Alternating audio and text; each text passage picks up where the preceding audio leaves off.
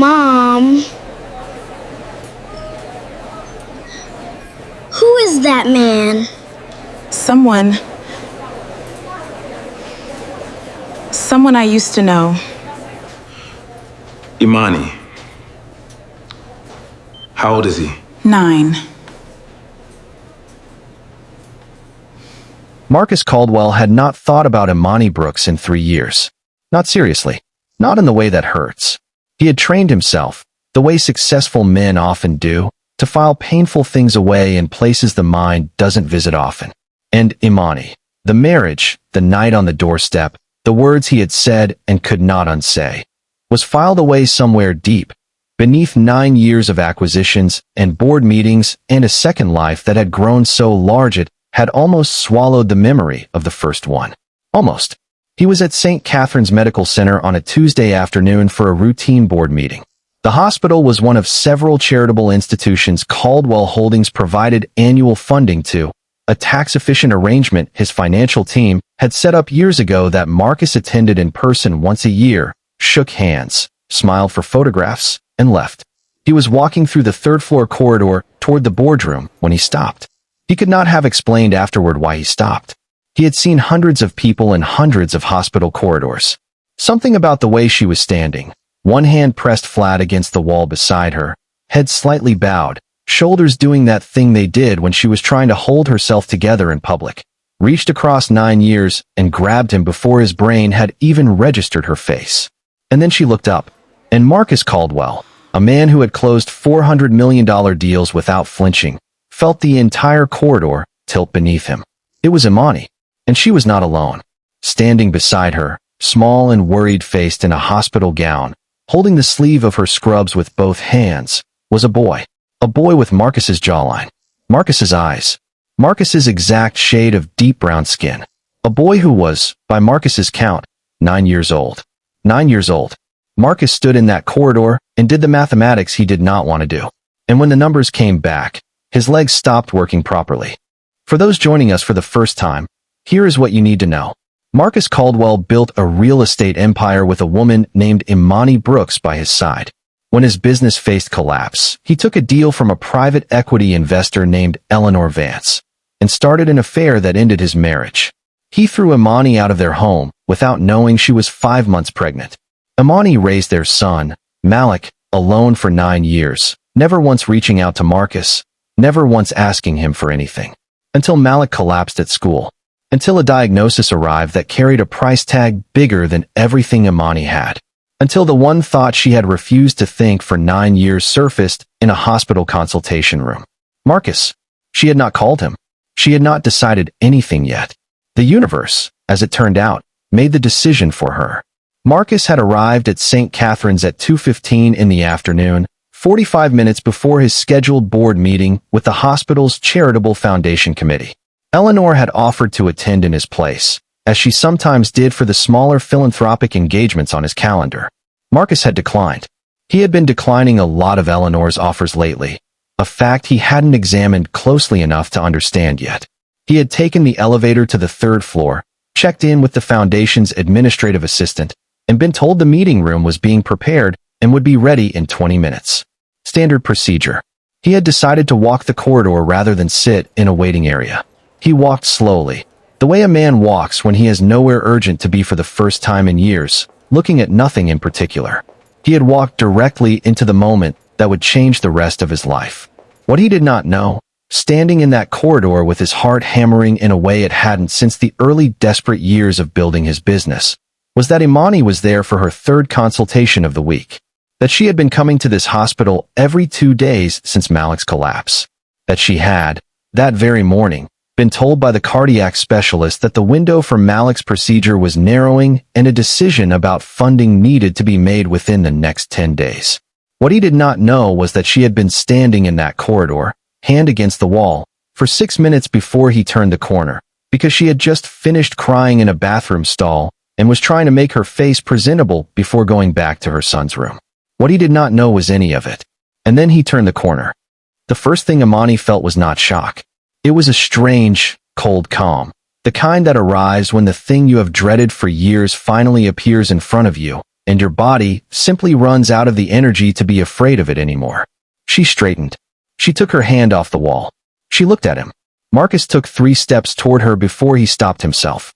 Some instinct. He couldn't name whether it was guilt or caution or simply the shock of seeing her here, like this, in a hospital, with a child beside her, arrested his movement halfway across the corridor. The boy was looking at him now too. Curious, the way children are curious about strangers who are staring. Nobody spoke for a moment that felt much longer than it was. It was Malik who broke it, the way children break silences, without ceremony, without awareness of the weight of what he's walking into. He tugged Imani's sleeve and said, quietly, "Mom, who is that man?" Imani looked at her son, then back at Marcus. And something in her expression, not hatred, not grief exactly, but something older than both of those things, settled into place. She said, "Someone I used to know." Marcus heard it like a physical thing. He cleared his throat.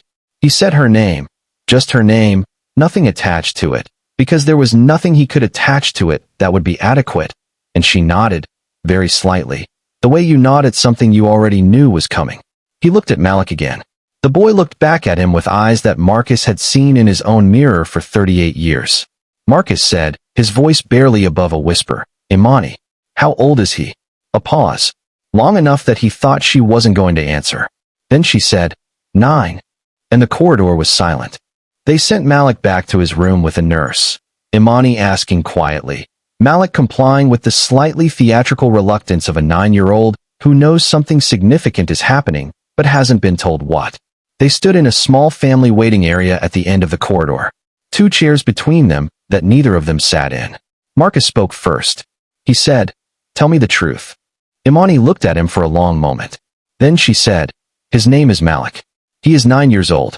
And the night you told me to be gone by morning, I was 5 months pregnant with him." Marcus sat down then, because his body made the decision before his mind did. He put his hands on his knees, and he stared at the floor, and he was quiet for a very long time. Imani did not fill the silence. She had carried this alone for 9 years. She was not in a hurry to make it comfortable for him. When Marcus finally spoke, his voice was different than she had ever heard it. Stripped of the boardroom composure, the executive certainty, all of it gone. He said, "Why didn't you tell me?" And Imani said, without anger, just fact, "You were closing the door in my face. I tried to tell you. You didn't let me finish the sentence." Marcus closed his eyes. She told him about the shelter, about the birth, about 2 jobs and night school and the nursing certification and the modest apartment and 9 years of building a life that was theirs, hers and Malik's, because it had to be, because there was no other option. She told him about the collapse, about the diagnosis, about the 10-day window. She did not ask him for anything. She stated the facts the way a nurse states a medical history, clearly, without embellishment, looking directly at him. When she finished, Marcus looked up at her and said, "I want to see him." Imani said, "I know." She said it like a woman who had already decided, somewhere in a hospital bathroom stall 6 minutes before he turned that corner, that if the universe was going to bring him here, then maybe the universe had its reasons. Malik was sitting up in his hospital bed when they came in, working through a puzzle book with the focused intensity of a child who has decided to be brave and is using concentration as his mechanism. He looked up when the door opened. He looked at his mother first, the way children always do, reading her face for information before anything else. What he saw there was complicated enough that he sat a little straighter. Then he looked at the man standing slightly behind her. Marcus Caldwell had closed deals worth hundreds of millions of dollars. He had sat across from people who wanted to take everything he had built, and he had not blinked. Standing in the doorway of a children's hospital room, looking at a 9-year-old boy who had his eyes, he could not find a single word. Imani said, quietly, "Malik, this is Marcus. He's an old friend of mine. He came to say hello." Malik looked at Marcus with the particular evaluating gaze that children deploy on adults who are clearly not telling the whole truth. Then he said, "You have the same ears as me." Marcus laughed. It came out unsteady, somewhere between a laugh and something else entirely. He said, "Yeah, I guess I do." He sat in the chair beside the bed. Malik showed him the puzzle book. Marcus stayed for 2 hours. By the time he left, Malik had told him about his school, his favorite subject, mathematics, which made Marcus go very quiet for a moment, his best friend, and his opinion on hospital food, which was detailed and unfavorable. Marcus listened to every word like a man trying to memorize 9 years in an afternoon. In the corridor outside, before he left, he turned to Imani and said, "Whatever he needs. Whatever the procedure costs. I'll handle it." Today, Imani looked at him. She said, "This isn't about money, Marcus." He said, "I know, but let me start there. Please." She looked at him for a long time. Then she nodded. Marcus came home that evening and told Eleanor everything. Not because he owed her full transparency. Their marriage had not operated on that currency for years. But because Eleanor Vance was, above everything else, a woman who read situations faster than most people breathed. And Marcus had learned, over 9 years, that trying to manage information around Eleanor was a project that always failed eventually. He sat across from her at the kitchen island of their penthouse and told her about the hospital. About Imani. About Malik. Eleanor's face did not change while he spoke. This was the thing about her that had always been both impressive and unsettling. Her ability to process destabilizing information without letting it touch her surface. She sat with her wine glass, looking at him, and she listened. When he finished, she said, "Are you certain he's yours?" Marcus said, "Yes." She said, "You haven't done a test." He said, "Eleanor, he has my ears." She was quiet for a moment. Then she said the thing she always said when she was processing a threat. She said she understood. That this must be overwhelming. That they would figure it out together. Marcus went to bed believing her. Eleanor did not go to bed. She sat at the kitchen island for another hour, refilling her glass twice, running calculations that had nothing to do with sentiment and everything to do with exposure. A biological child complicated the estate structure they had built. It complicated the prenuptial agreement. It complicated the public narrative of Caldwell Holdings, which she had co-built and in which her own equity was deeply tied. A 9-year-old boy in a hospital bed 3 miles away was, from Eleanor Vance's perspective, a liability. By morning, she had a plan. Eleanor did not go to the hospital herself. She was too careful for that. She sent a representative, a lawyer from a firm she used for sensitive matters, a man named Garrett who was good at delivering uncomfortable proposals in calm, professional language that made them sound almost reasonable. Garrett arrived at the community clinic where Imani worked on a Wednesday morning before her shift started. He introduced himself, presented a card, and asked if they could speak privately. He placed an offer on the table, structured as a charitable trust, payable to Imani and Malik directly, with an annual stipend and a full medical fund covering Malik's procedure and any future care. The number was significant. More money than Imani had seen in 10 years of work combined. The conditions were simple. Imani and Malik would relocate to another city. All contact between Malik and Marcus Caldwell would be managed exclusively through legal channels, with no direct relationship. Imani would sign a non-disclosure agreement covering any discussion of Malik's parentage. Garrett presented this the way he presented all difficult things, clearly, without apology, giving her 24 hours to consider. Imani sat across from him and let him finish. Then she picked up the folder he had placed on the table between them, looked at it for a moment, and slid it back across to him. She said, "Tell whoever sent you that I raised my son alone for 9 years without their money. I don't need it now, and I certainly don't need it badly enough to take his father away from him." Garrett nodded. He had delivered enough of these proposals to recognize a final answer, and left. Imani sat at her desk for a long time after he was gone. Then she picked up her phone and called Marcus. She told him what had just happened. Every word of it. The silence on the other end of the line lasted long enough that she thought the call had dropped. Then Marcus said, "I'm sorry. I am so sorry." She said, "I know." What happened next happened quickly, because Marcus Caldwell, whatever his failures as a husband, whatever the choices that had brought them all to this point, was a man who, when he finally understood something clearly, did not hesitate. He called his personal attorney that afternoon. He authorized the full payment for Malik's cardiac procedure, directly, in his name, with no conditions attached. The procedure was scheduled within the week. He arrived at the hospital every day of Malik's preoperative care. He sat in waiting areas. He learned the names of Malik's nurses. He brought the puzzle books Malik preferred, the difficult ones, the ones with the mathematics sections. Malik, for his part, adapted to Marcus's presence with the pragmatic openness of a child who has not yet learned to hold adults at a distance. He asked questions directly and without preamble. He asked Marcus what kind of car he drove, and whether he had a dog, and whether he thought the hospital's mashed potatoes were worse than their soup. He asked these questions with the same seriousness he applied to his puzzle books. On the third day, Malik asked the question Marcus had been waiting for. He said, not looking up from his puzzle book, "Are you my dad?" Marcus looked at Imani. She looked back at him with an expression that said, "This is yours to answer." Marcus looked at his son. He said, "Yes, I am." Malik considered this for a moment.